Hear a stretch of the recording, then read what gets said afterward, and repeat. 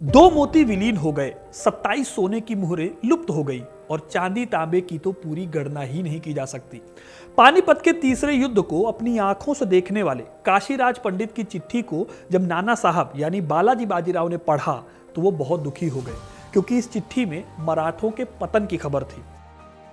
दो मोतियों का मतलब था मराठा सरदार सदाशिवराव भाऊ और विश्वासराव भाऊ।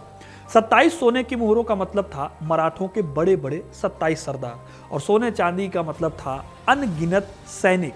चिट्ठी कह रही थी कि मराठे पानीपत की तीसरी लड़ाई में सब कुछ हार गए थे। इस चिट्ठी को पढ़ने के बाद बालाजी बाजीराव इस झटके से उबर नहीं पाए और कुछ ही महीनों बाद जून 1761 में उनकी मृत्यु हो गई। इस तरह से पानीपत की लड़ाई ने मराठों के पतन का रास्ता लगभग तय कर दिया था।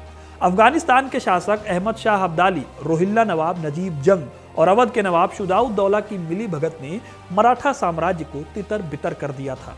सबको लगा था कि मराठों का हाल मुगलों की तरह हो जाएगा।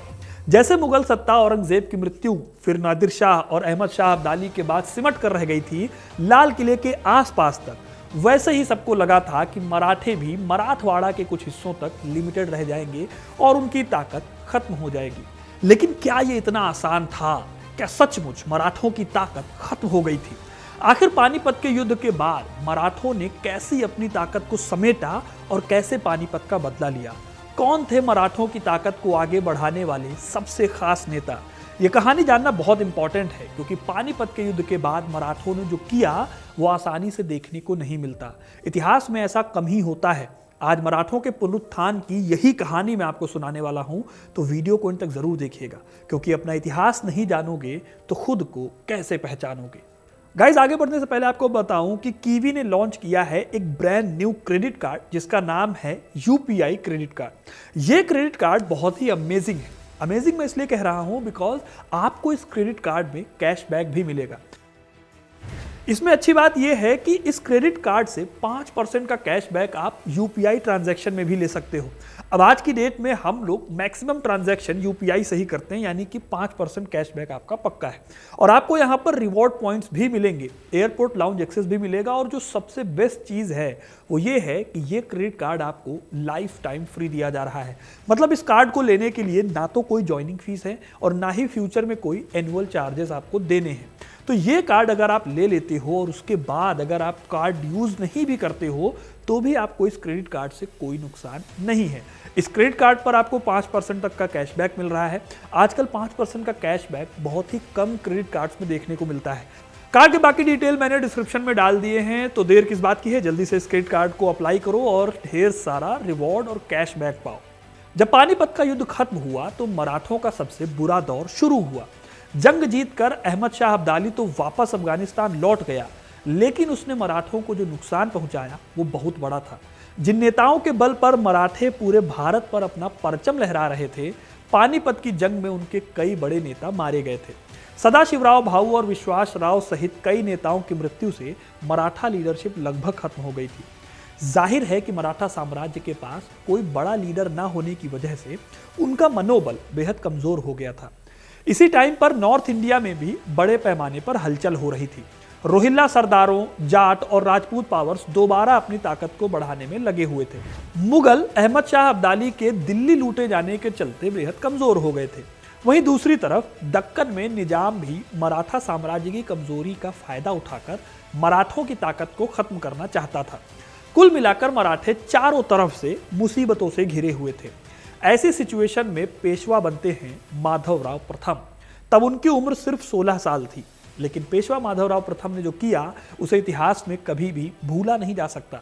माधवराव प्रथम ने पेशवा का पद संभालने के बाद मराठों को उनका खोया हुआ सम्मान दिलाने की ओर काम करना शुरू किया, लेकिन यह काम इतना भी आसान नहीं था।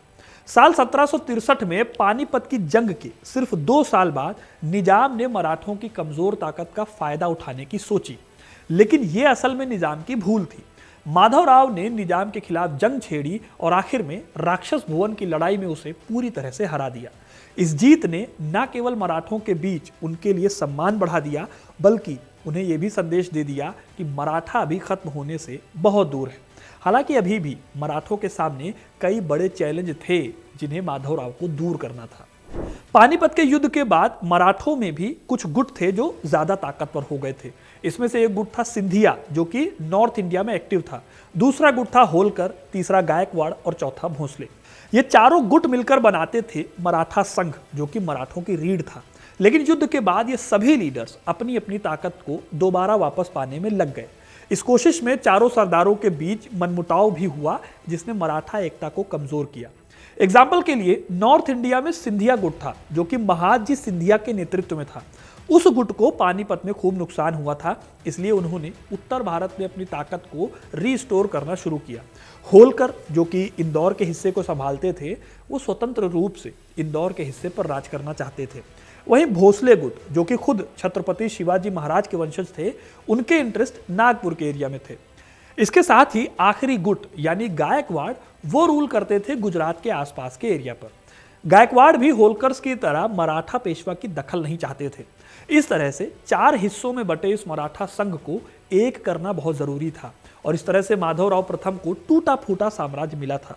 इस साम्राज्य को एक किए बिना माधवराव प्रथम मराठों की ताकत को एक कर ही नहीं सकते थे। इतिहासकार जीएस सरदेसाई कहते हैं कि छोटे होने के बावजूद माधवराव ने इस बात को जल्दी समझ लिया, और उन्होंने सभी को एक करने के लिए डिप्लोमेटिक और इकोनॉमिक दोनों तरह का सहारा लिया। एग्जाम्पल के लिए उन्होंने सिंधियाओं में महादजी सिंधिया और होलकरों में मल्हार राव होलकर के मिलिट्री कैंपेन को खुलकर सपोर्ट किया, तो वहीं इकोनॉमिक रूप से गायकवाड़ को मदद दी। इस तरह से माधवराव ने किसी भी मराठा सरदार के काम में सीधे दखल भी नहीं दी, और दूसरी तरफ मराठा संघ में उन्होंने अपनी जगह बनाकर सरदारों के बीच में यूनिटी को भी स्टैब्लिश किया। इसके साथ ही माधवराव ने अपने प्रशासन में फैले भ्रष्टाचार को कम किया और एक सख्त सिस्टम बनाया, जिसमें बेईमानी करना बहुत मुश्किल काम था। जल्दी ही मराठों की एकता और उनकी ताकत दोबारा वापस आ रही थी। इसका फायदा भी उन्हें देखने को मिलने लगा। साल 1761 से 1771 के बीच मराठों ने अपनी पुरानी खोई हुई ताकत को दोबारा हासिल कर लिया। इस दौरान उन्होंने उत्तर भारत से लेकर दक्षिण भारत तक कई विजय अभियान चलाए। दक्कन में निजाम से युद्ध के बारे में मैंने आपको थोड़ी देर पहले ही बता दिया है। 1765 में महादजी सिंधिया ने जाटों से लड़ाई लड़ी और गोहद और मथुरा की लड़ाई से जाटों के कब्जे में रहे ग्वालियर को छुड़ा लिया। दूसरी तरफ पेशवा माधवराव ने राजपूतों से लड़ाई लड़ी। साल 1769 में उन्होंने जयपुर और जोधपुर के शासकों को हराया और उन्हें मराठा ताकत के आगे झुकने पर मजबूर कर दिया। इस जीत ने मराठों के पुराने रुतबे को दोबारा एस्टेब्लिश करने में मदद की और मराठे एक बार फिर से बड़ी ताकत के रूप में उभरे। लेकिन अभी भी मराठों के पानीपत का बदला पूरा नहीं हुआ था। ये बदला पूरा करने के लिए उन्हें हराना था रोहिल्लाओं को, जिन्होंने पानीपत के युद्ध में मराठों के पास रसद पहुंचने पर रोक लगा दी थी। साल 1770 से मराठों ने रोहिल्लाओं पर आक्रमण करने के लिए रोहिलखंड के क्षेत्र पर हमले शुरू किए। रोहिल्ला नवाब नजीबुद्दौला से बदला लेने के लिए महादजी सिंधिया ने रोहिलखंड के बड़े बड़े सरदारों, जैसे कि खुद नजीबुद्दौला का बेटा जबीता खान, सरदार सैयद खान और सादत खान को मार दिया। रोहिल्लाओं की इस जंग में हार हुई और जाबिता खान का परिवार अवध भाग गया, जहां पर शुजाउद्दौला, जो अवध के नवाब थे, उन्होंने इनकी मदद की। महादजी सिंधिया की सेना ने रोहिलखंड को तबाह कर दिया और उनके किले को लूट लिया। वहीं रोहिल्लाओं के जो खासम खास लोग थे, जो दूसरे लोग थे, उन्होंने जंगल में भाग कर अपनी जान बचाई। इसके बाद साल 1771 में मराठों ने ऐतिहासिक रूप से दिल्ली पर कब्जा कर लिया। इस वक्त शाह आलम द्वितीय मुगल बादशाह थे, लेकिन वो बस कठपुतली बादशाह थे। महादजी ने रोहिल्लाओं को हराने के बाद दिल्ली पर कब्जा कर लिया। यह मराठा ताकत के दोबारा एस्टेब्लिश होने का सिंबॉलिक दावा था। मराठों ने 10 साल के अंदर अपनी खोई हुई ताकत को दोबारा हासिल कर लिया था। माधवराव ने निजाम को हराया, मैसूर में टीपू सुल्तान को फिरौती देने के लिए मजबूर किया। इसके अलावा जाट और राजपूत राजाओं से अपने संबंधों को बेहतर किया और नॉर्थ इंडिया में अपने दबदबे को बढ़ाया। हिस्टोरियन विलियम डेलरिम्पल ने इस पूरी घटना को मराठों के पुनरुत्थान को लीडरशिप और स्ट्रेटजी की जीत बताया है। वो इसका क्रेडिट खास तौर पर माधवराव और महादजी सिंधिया को देते हैं। ऐसे ही हिस्टोरियन सतीश चंद्रा बताते हैं कि मराठों ने अपनी सेना को मजबूत करने के लिए तोप खाने और बेहद डिसिप्लिन पैदल सेना खड़ी की थी, और इसके साथ ही युद्ध लड़ने के लिए उन्होंने यूरोपियन टेक्नोलॉजीज को सीखा, जिसके चलते वो राजपूतों से लेकर जाटों को और रोहिल्लाओं से लेकर दिल्ली पर कब्जे तक को अंजाम दे पाए थे। इस तरह से दोस्तों 1770 के दशक के अंत तक मराठा न केवल पानीपत में हुई विनाशकारी हार से उभर चुके थे, बल्कि पूरे भारत में अपना प्रभाव भी बढ़ा चुके थे। लगभग खत्म हो चुके मराठों ने अपनी खोई हुई ताकत को बहुत आगे बढ़ाया। हालांकि आगे चलकर ब्रिटिश विस्तार के सामने उन्हें झुकना पड़ा और 3 युद्धों के माध्यम से, जिन्हें एंग्लो मराठा वॉर कहते हैं, इन युद्धों के माध्यम से अंग्रेजों ने मराठों की खोई हुई शक्ति को खत्म कर दिया। लेकिन ये 10 साल मराठों के इतिहास के सबसे खास 10 सालों में से एक है, क्योंकि मराठों ने वो हासिल किया जिसके बारे में कोई सोच भी नहीं सकता था। तो दोस्तों ये थी कहानी मराठों के पुनरुत्थान की, जिसे मराठा रिसरेक्शन के नाम से भी जाना जाता है। आपको ये कहानी कैसी लगी कमेंट करके ज़रूर बताइएगा। वीडियो को लाइक और शेयर करना ना भूलें और ऐसी इंटरेस्टिंग कहानियों के लिए, इतिहास से जुड़े रहने के लिए हिस्ट्री कनेक्ट को सब्सक्राइब जरूर करें। धन्यवाद।